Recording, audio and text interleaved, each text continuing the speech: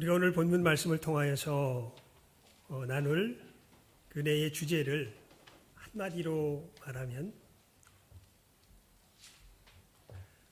주님의 주신 생명을 어떻게 원활하게 공동체 안에서 누리게 되는가에 대한 것입니다.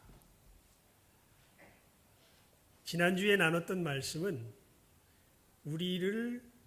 우리로 주님의 생명을 누리도록 하는 그 기본적인 그릇의 모양이 어떠한가라는 것에 대하여서 나눴다면 오늘 말씀은 거기에 하나 더 붙는 거죠. 그러니까 어떻게 원활하게 주님의 생명이 우리 가운데 어떻게 나누어지는가, 그게 지난주에 이 에베소서 4장의 말씀을 통해서 보았던 내용이라면 오늘 말씀은 이 생명이 어떻게 우리들 가운데 특별히 공동체 속에서 원활하게 나누어지는가 하는 것에 대한 말씀입니다. 그런 점에서 우리가 지난주에 나눴던 말씀을 잠깐 정리해 보는 것이 유익할 줄 압니다. 두 가지였죠.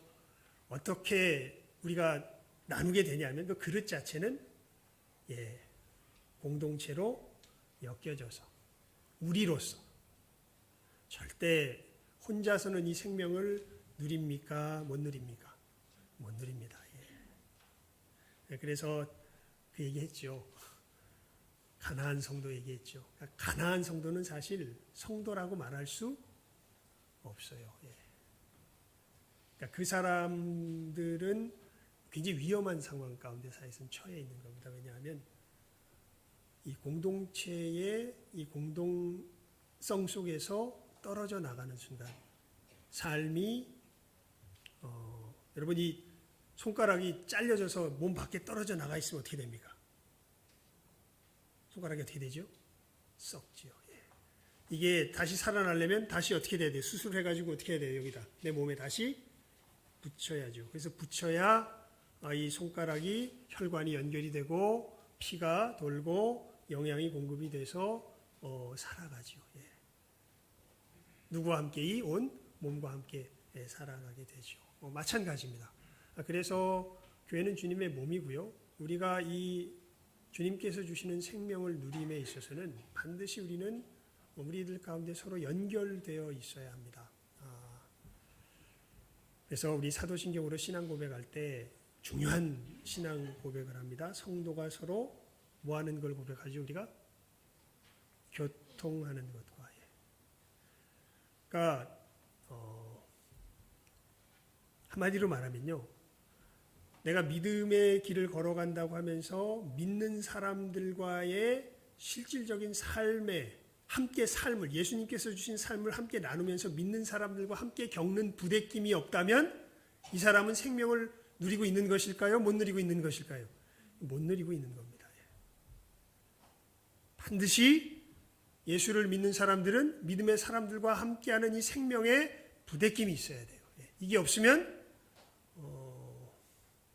잘려진 손가락과 같이 돼요.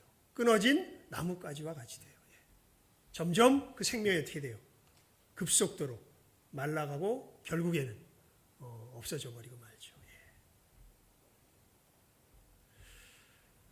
그래서 여러분 내 주변에 사람이 정말 특히 우리 믿음의 사람들이 굉장히 중요합니다. 그러니까 한 사람이 사라지면요, 그만큼 내 생명이 줄어들게 돼요.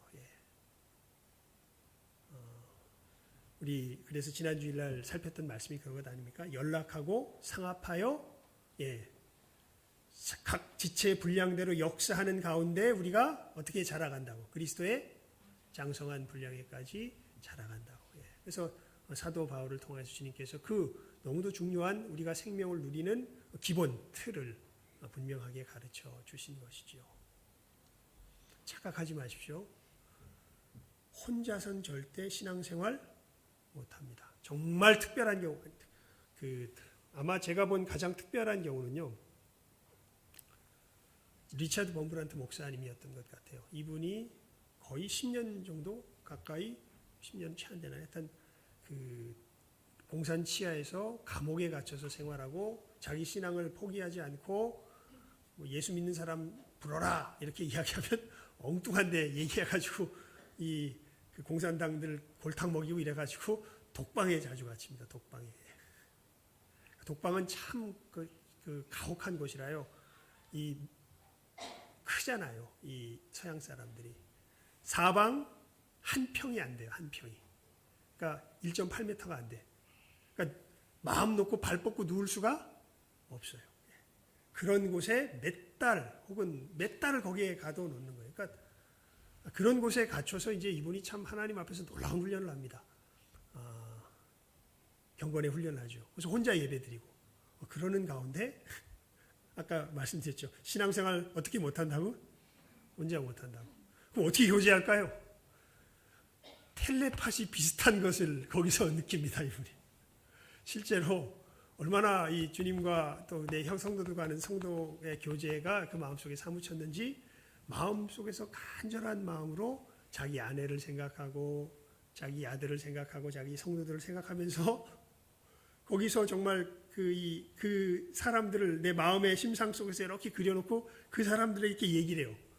아주 신비한 얘기를 합니다. 그러면 정말 이럴 때가 그럴 때가 있어요. 뭐냐면 자기는 여기서 얘기했는데 실제로 자기 아내가 어떻게 돼요?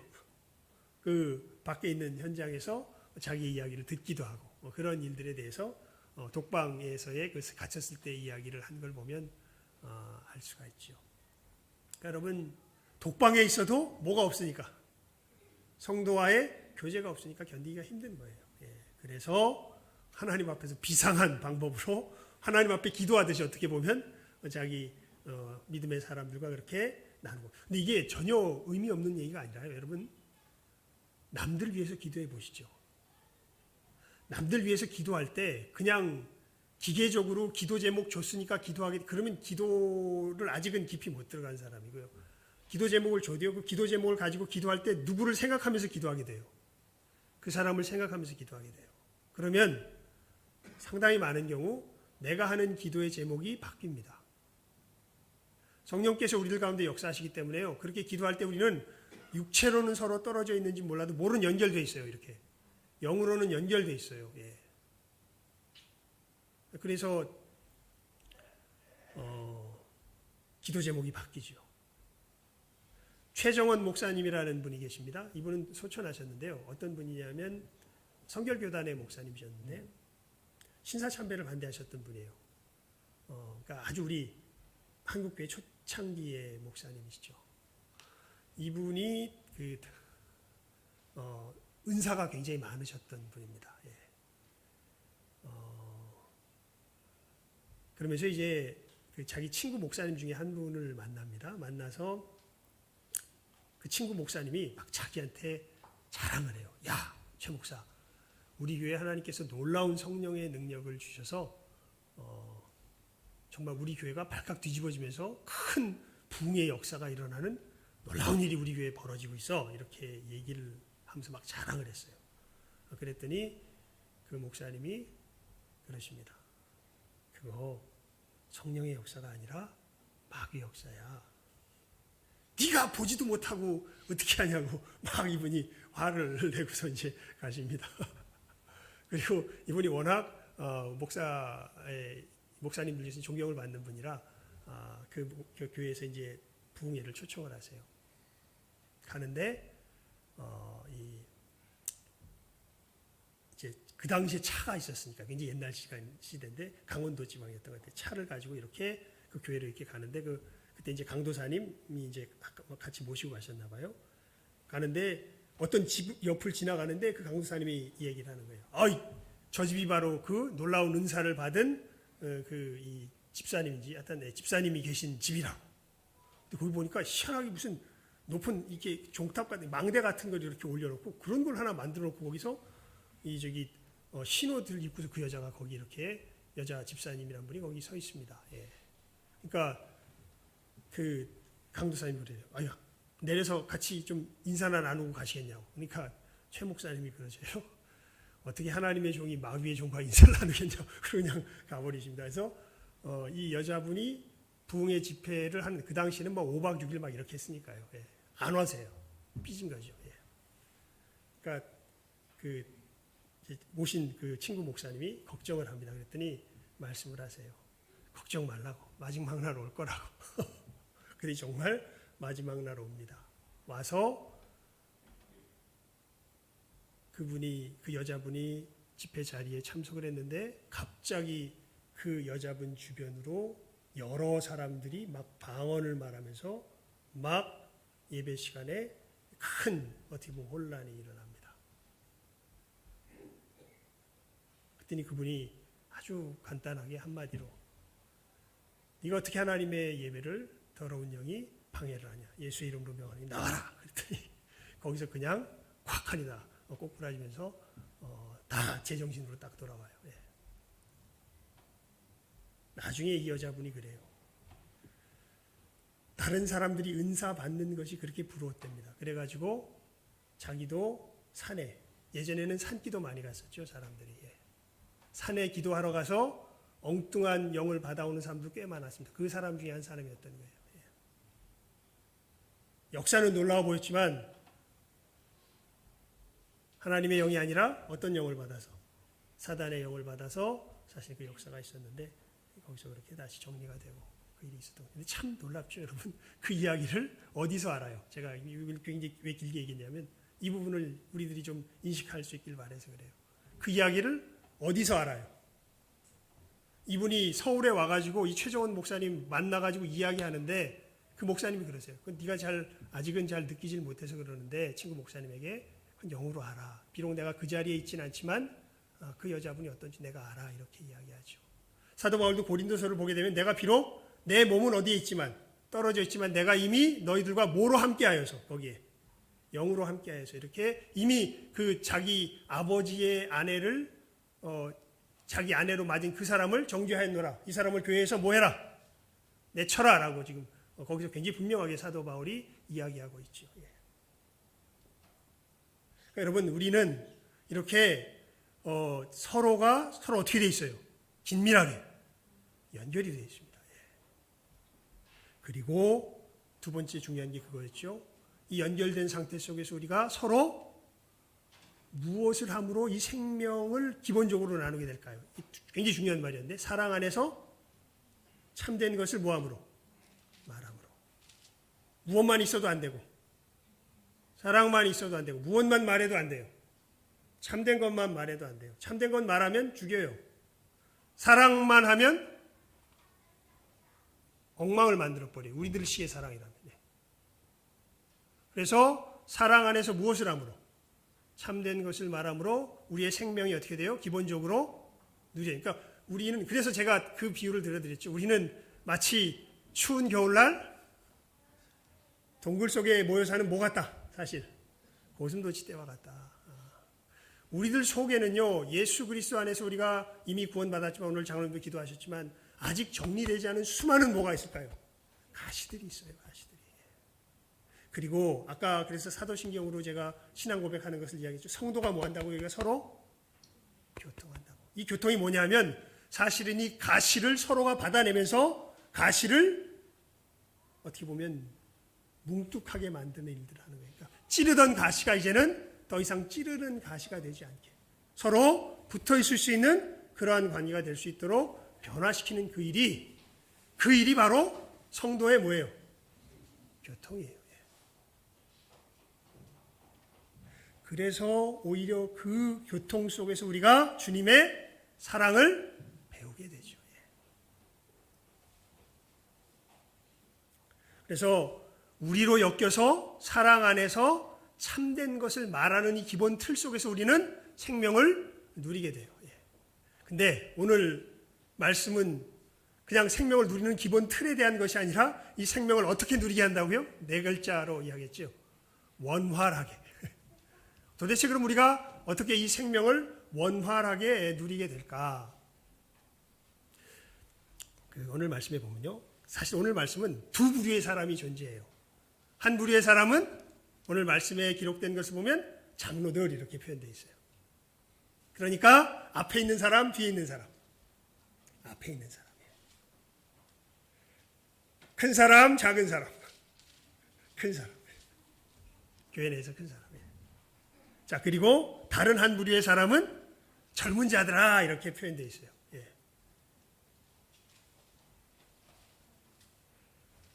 그러니까 이 교회 내에서 우리가 신앙생활을 공동체에서 하게 되면 이 두 관계는 늘 존재해요. 예. 어떻게 존재하냐면 신앙생활 하다 보면 늘 내 앞에 누가 있어요. 나보다 신앙이 앞선 사람이 있어요. 그리고 내가 따라가야 할 그런 상황이 될 때가 있어요. 여러분 이거는 굉장히 상대적이에요. 저는 무조건 앞선 사람일까요? 아니요. 뭐 예를 들면 제가 이렇게 직접 이름을 이야기하면 교만해지고 뭐 이상하게 되니까 이름은 내가 이야기 안 하겠지만 우리 이렇게 함께 믿음의 길을 걸어가면서 제가 말씀을 전하고 이렇게 하다 보면요.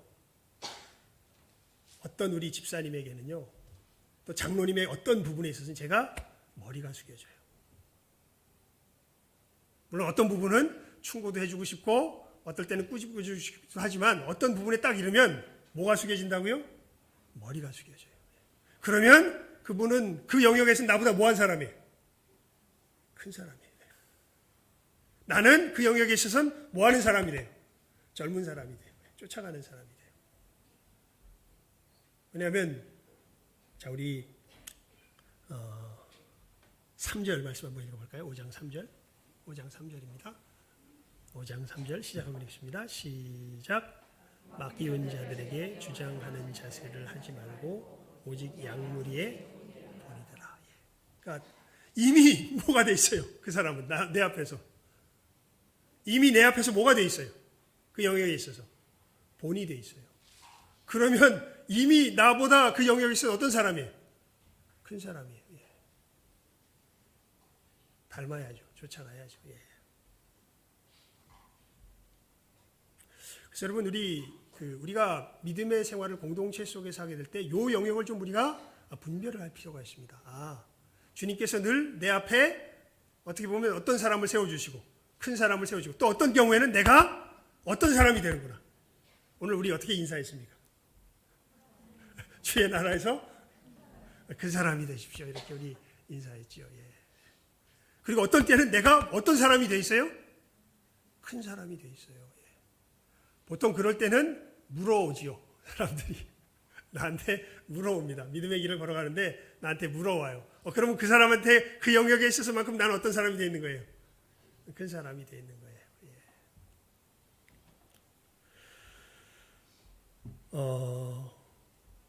여러분 우리가 이렇게 주님 앞에서 이 생명을 나눌 때 이 두 관계가 우리 공동체 속에서 특히 형제들 자매들과 우리가 서로 엮여서 믿음의 길을 걸어갈 때 큰 사람이 되고 작은 사람이 되기도 하고 그런 부분들이 있죠. 그러니까 이게 인격적인 부분에서 그런 부분들이 이제 많이 있을 수 있고 또 좀 구별이 필요하지. 직분적인 부분에 있어서도 이 직분은 좀 기계적이죠.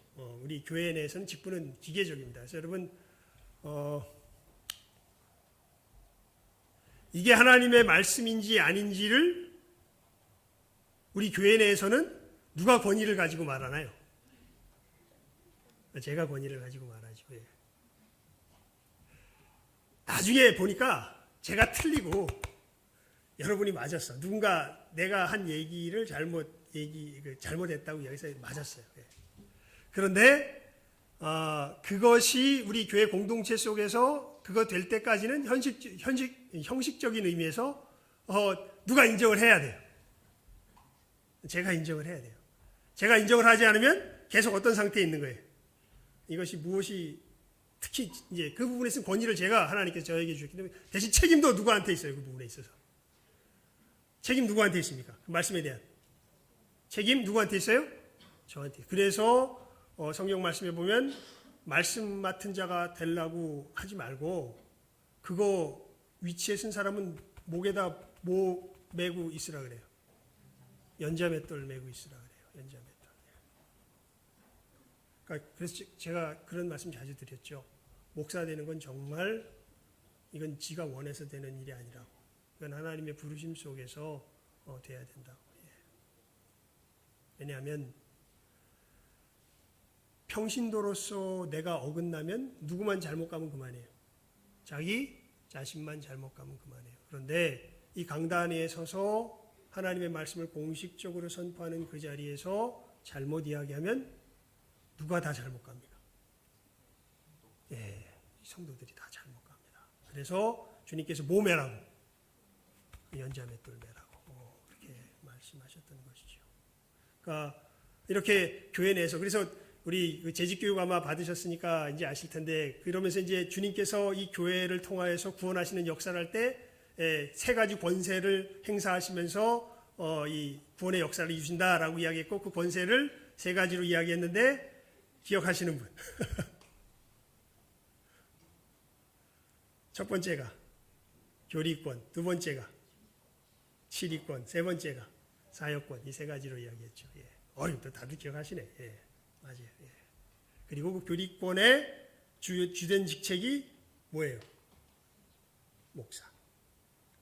치리권의 주된 직책이 우리 교회 내에서, 다른 교회 빼고 우리 대한예수교 장로의 목사, 장로, 권사, 집사를 세우는 우리 교회 내에서 이 치리권이 누구의 어느 직분에 사실은 이렇게 주되게 되어 있는 거예요. 장로와 권사. 예. 물론 공식적인 의미에서는 장로, 권사는 그 점에 있어서는 이게 참 좀 애매한 부분이 있어요. 현실적으로 사실은 성경에 권사라는 직책이 있어요, 없어요? 없어요. 예, 없어.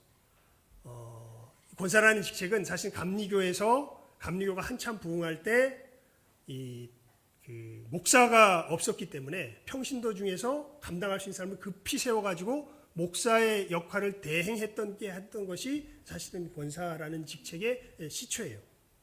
그런데 우리 장로교에서 이제 이 권사라는 직책을 원래는 그렇게 시작됐던 건데, 어떻게 우리 교단에서 이것을 어떤 의미로서 받아들였냐면, 확실히 여자 성도들을 돌보는데 뭔가 이 중간 이 장로의 역할을, 쉽게 말하면 앞에서 끌어주는 사람들이 필요한 거예요. 그랬을 때 이 사람들을 어떻게 세울까 하는데, 성경에는 우리 디모데전서에 나오지만 늘 누구를 이 직분자로 세우라. 목사나 집사나, 그러니까 장로도 마찬가지예요. 장로나 목사나 똑같아요. 목사나 장로나 집사나 다 누구를 세우게 돼 있어요? 남자, 여자. 남자. 안수에서는 누구만 세우게 돼 있어요? 남자만. 그런데 교회 현실에서 보니까 이 여자분들을 돌봐야 될 필요가 있어요. 그래서 성경에서 여자를 안수에서 세운다는 말은 없으니까 안수는 안 하되 그 직책을 그럼 뭘로 주자? 권사로 주자 해서 역할은 주되, 이제 그 부분이 조금 애매하죠. 예. 그게 이제 우리 교단의 목사, 장로, 권사, 집사가 생기게 된 이유입니다. 예.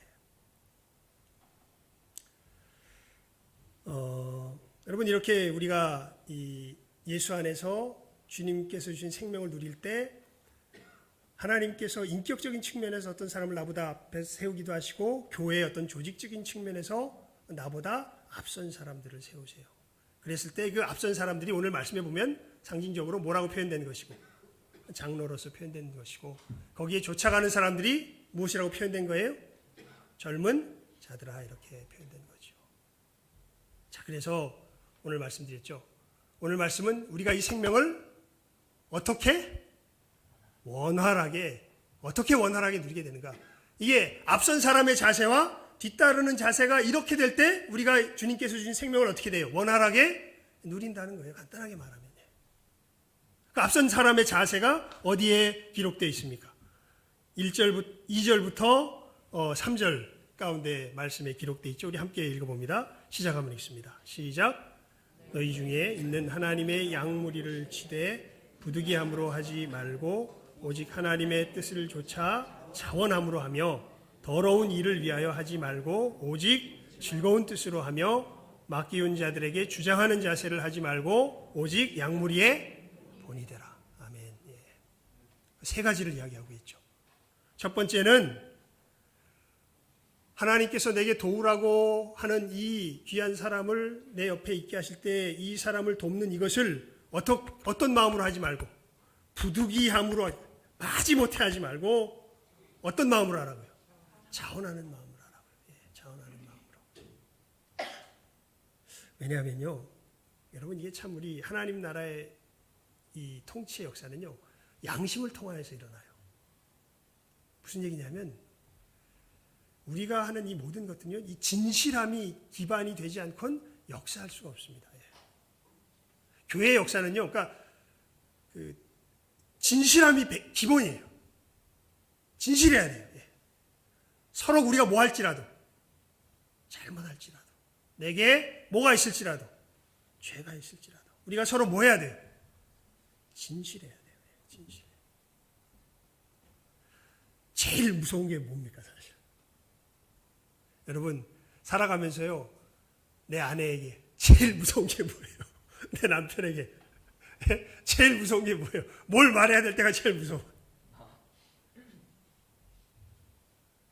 예? 뭘 말해야 될 때가 제일 무서워요? 진실을 말해야 될 때가 제일 무섭죠? 예. 진실을 말해야 될 때가. 예. 여기에 정말 주님의 십자가의 역사. 그래서 지난 시간에 이 부분을 굉장히 자세하게 이야기했죠. 세상 사람은 이 진실을 말할 힘이 있어요, 없어요? 없어요. 아니, 그리스도인들도요, 누구의 은혜를 힘입지 않으면, 예수의 은혜를 힘입지 않으면 진실을 말 못해요. 예. 어떤 때는 아니죠. 그래서 이 기본 틀이 사랑 안에서 뭘 말하면서 우리가 생명을 누린다고요? 참된 것을 말하면서 생명을 누리게 된다고요. 예.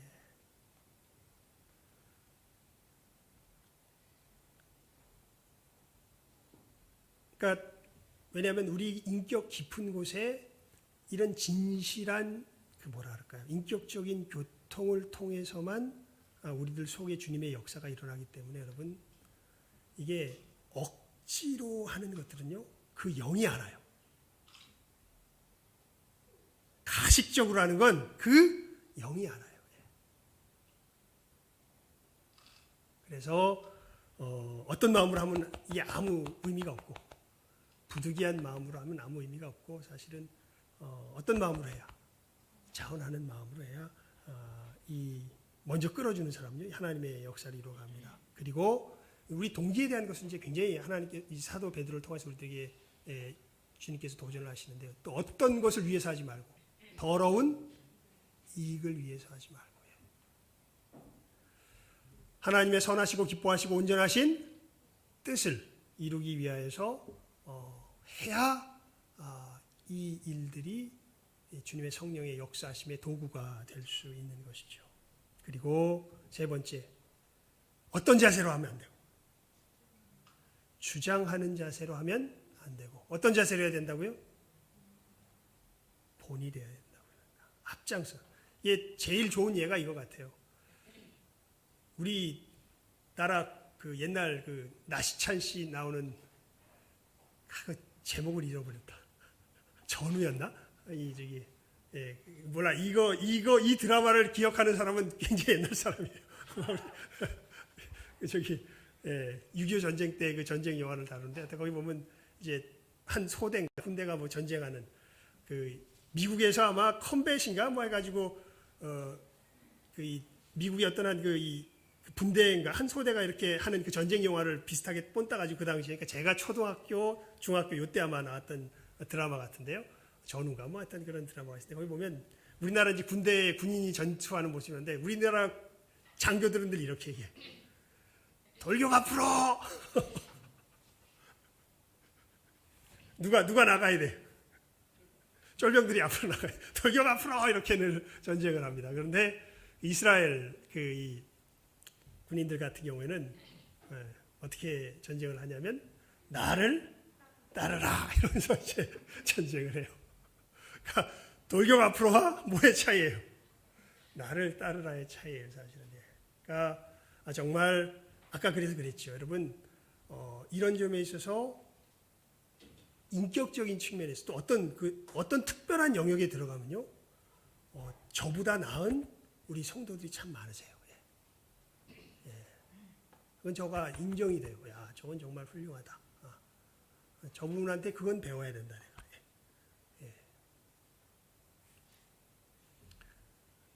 그때 그 사람들은 어떻게 내를 쫓아오는 사람들을 돌보면서 키워야 돼요? 섬겨줘야 돼요? 예. 돌교가 프로가 아니라 어떻게? 나를 따르라는 마음으로. 더러운 이익, 내 명예, 내 자존심, 내 이익을 취하기 위해서 참 교묘해요, 우리가. 여러분 뭐 하다 보면 교묘한 거 아시죠? 만물보다 심히 부패한 게 내 마음이라는 거 아시죠? 예. 말은 그럴듯하게 해도 굉장히 이기적인 거 아시죠? 신기하죠? 예.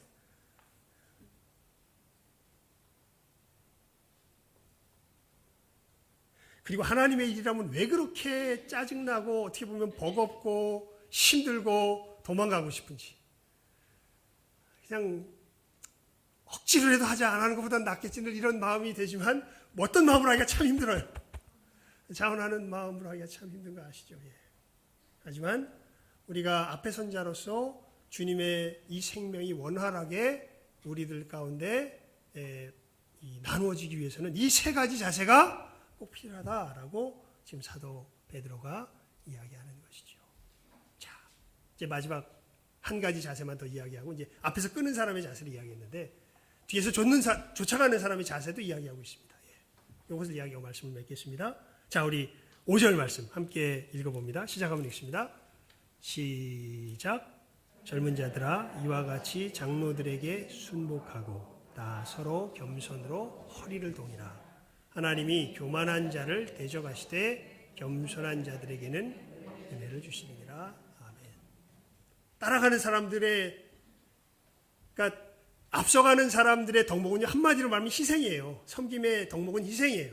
따라가는 사람들의 덕목은 뭘까요? 앞서가는 사람들을 향한 두 글자, 순복. 겸손히 순복할 줄 아는 것. 목사님, 근데 뻔히 아는 잘못된 길로 나를 인도하면 어떡할까요?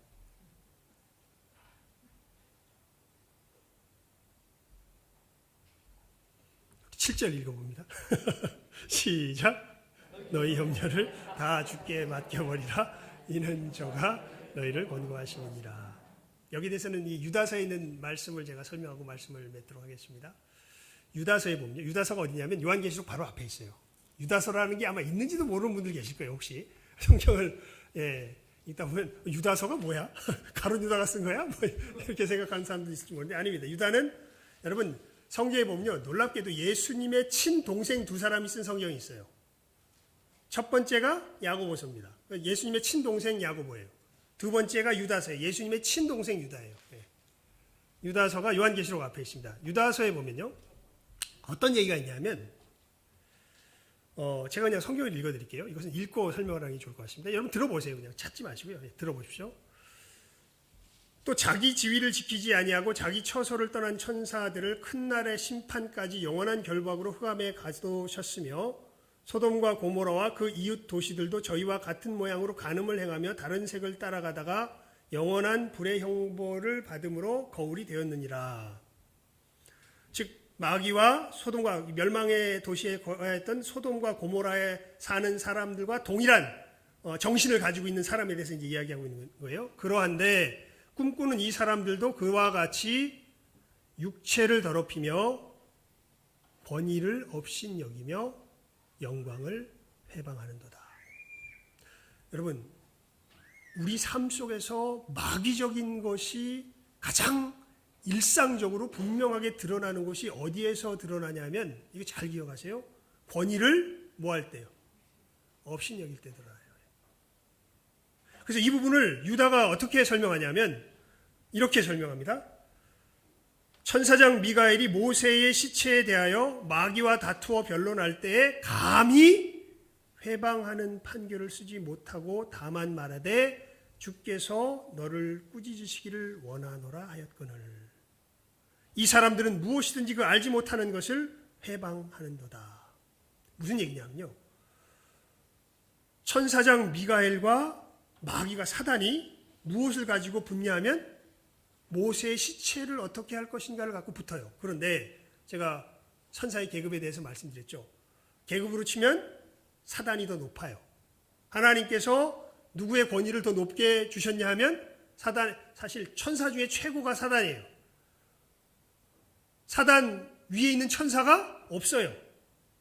예. 그룹 중에 장이에요. 예. 하나님 최측근의 대장이에요. 이게 사단이에요. 예. 근데 이 사단이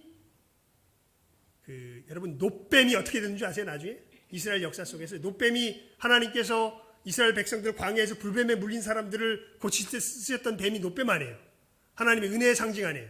근데 이 노뱀이 나중에 열왕기서에 보게 되면 뭐로 변해 있을까요? 우상으로 변해 있어요. 그래서 제 왕 이름은 지금 잊어버렸는데 그 왕이 그걸 부숴버리죠. 사실 하나님을 그 왕의 어머니가 그것을 갖다가 우상처럼 섬기기 때문에 다 부숴버려요. 그러니까 이 마귀가, 이 사단이 모세의 시체를 가지고 지가 가지고 뭘 하겠다 그러면 이거 가지고 또 뭐 하려고 그럴 거예요. 이 또 우상 삼을 게 뻔한데, 근데 거기에 대하여서 천사장 미가엘이 어떻게 한다고 되어 있어요? 감히 해방하는 판결을 뭐예요? 쓰지? 얘가 제대로 된 일 하려는 거예요? 나쁜 일 하려는 거예요? 나쁜 일 하려는 건데 천사장 미가엘이 거기에 대해서 감히 뭐하는 판결을 쓰지 못해요. 해방하는 판결을 쓰지 못해요. 왜요? 하나님께서 천사장 미가엘, 네가 나쁜 일 하는 건 아는데 그의 뭐는 무시할 수가 없는 거예요. 사단의 본인은 무시할 수가 없는 거예요. 그러니까 여러분, 그래서 이게 정말 맞는 얘기예요. 효는 백행의 뭐예요? 근본이다, 이렇게 얘기를 해요. 여러분, 사람이 하나님을 경외하는 것을요, 사실 현실에서 어디서 가장 제대로 배울 수 있냐면 부모를 뭐하는 데서?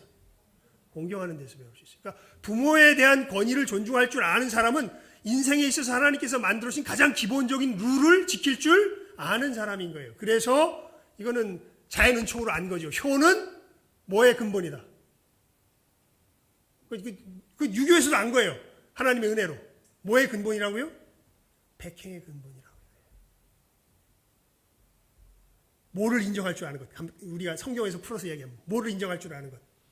권위를 인정할 줄 아는 것. 그러니까 이렇게 결론 지으면 될 것 같아요. 여러분, 잘못된 권위에 대해서라도 예의를 지킬 줄 아셔야 돼요. 누구처럼? 미가엘처럼. 그러니까 그건 아닌데요? 아닌데요는 맞는데 뭐는 무시하지 않아요. 권위는 무시하지 않아요. 무시할 수 없어요. 그것을 뭐 해줘요? 존중해줘요. 여긴 지혜가 필요합니다. 그리고 내 영혼의 힘도 필요해요. 왜냐하면 잘못된 것은 따라가면 돼, 안 돼?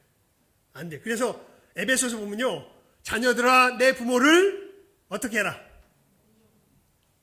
어떻게 순종해라? 저희 중에 주 안에서 순종하라, 이렇게 얘기하죠. 그냥 순종하라고 안 그래요. 주 안에서 순종해라. 그러니까 이게 아주 간단하게 말하면 뭘 지킬 줄 알아라? 예의를 지킬 줄 알아라. 예의를. 그러니까 틀린 건 맞다는 얘기 안 해요. 틀리다고 생각하는데 그것을 동조하는 얘기 안 해요. 하지만 그것을 이야기하는 사람의 뭐를 존중해 줄 줄 알 때, 권위를 존중해 줄 줄 알 때, 그때 밑에 따라가는 사람의 바른, 그러면요, 오히려 위에 있지만 틀렸던 사람이 그 사람의 그 순복함을, 그 권위를 존중하는 자세를 통하여서 자기의 뭘 알게 될까요? 잘못을 알게 돼요. 이 하나님의 역사예요, 사실. 그래서 여러분,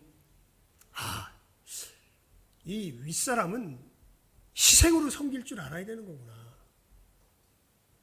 아랫사람은 예의를 지켜서 뭐 할 줄 알아야 돼요? 순복할 줄 알아야 되는 것이구나. 이 두 자세가 주의 몸된 공동체 속에서 제대로 우리들 가운데 갖추어지기 시작할 때 주님께서 주신 생명이 우리들 가운데 어떻게 나눠지기 시작한다고요? 원활하게 나눠지기 시작한다고요. 이게 무너지면, 예를 들면 희생으로 섬기는 섬김이 윗사람에게서 무너지면 그 다음부터는 존경심이 없어지게 돼요. 그러니까 윗사람이 윗사람으로 와닿지가 않게 돼요. 그렇다고 아랫사람이, 배우는 사람이 하나님께서 주신 권위를 무시해버리면 제대로 된 질서가 무너져 버립니다. 이 두 가지가 교회 공동체 내에 제대로 어떻게 돼야? 서 있어야. 끌어주는 사람과 쫓아가는 사람의 관계 속에서 이것이 제대로 서 있어야 무엇이 원활하게 나눠진다고요? 주님의 생명이 원활하게 나눠진다고요. 그것이 오늘 말씀의 내용이에요.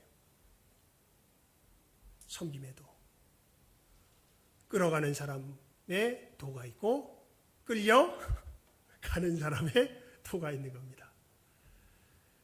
예의 가운데 순복할 줄 아는 것, 그리고 희생으로 진실한 마음으로 나를 오는 사람을 끌어줄 줄 아는 것, 이 두 가지를 우리가 큰 자로 있든지 작은 자로 있든지 우리의 위치 가운데서 바르게 지키며 나아갈 때 나눠지는 풍성한 생명이 우리들의 교제 가운데 있는 것을 깨달아 알며 이 걸음을 힘차게 걸어갈 수 있기를 주님의 이름으로 축원을 드립니다. 기도하겠습니다. 하나님 아버지 감사합니다. 저희들 주님의 생명이 우리들 가운데 어떻게 나누어지는가, 정말 우리가 서로를 향하여서 없어서는 안 되는 너무도 소중한 존재인 것을 다시 한번 확인하며 그 가운데서 사랑 안에서 참된 것이 나누어질 때 일이 일어나는데, 끄는 자와 끌림을 받는 이가 정말 자기의 진심으로 희생할 줄 알며 또한 예의를 갖추어서 그 앞서 끄는 이를 따라갈 줄 알 때 이 귀한 생명이 우리들 가운데 날로 날로 풍성하고 원활하게 넘쳐나게 되는 것, 오늘 말씀을 통하여서 저희들 배웠습니다. 들었습니다. 이 말씀이 그저 내 한쪽 귀를 들어와서 다른 쪽 귀로 나가는 스치는 말씀 되지 말게 하여 주시고, 하나님 간절히 이 시간 간구하오니 우리 가슴에 새겨지게 하시며 이제는 우리 관계 속에 참으로 끄는 이로서 희생할 줄 알며 참으로 따르는 이로서 저희들 예의를 갖추어 순복할 줄 아는 우리 모든 귀한 복된 한 사람 한 사람 우리 신성의 믿음의 공동체 되게 하여 주시기를 간절히 바라옵고 소원하오며 모든 것 예수님의 이름으로 기도드리옵나이다. 아멘.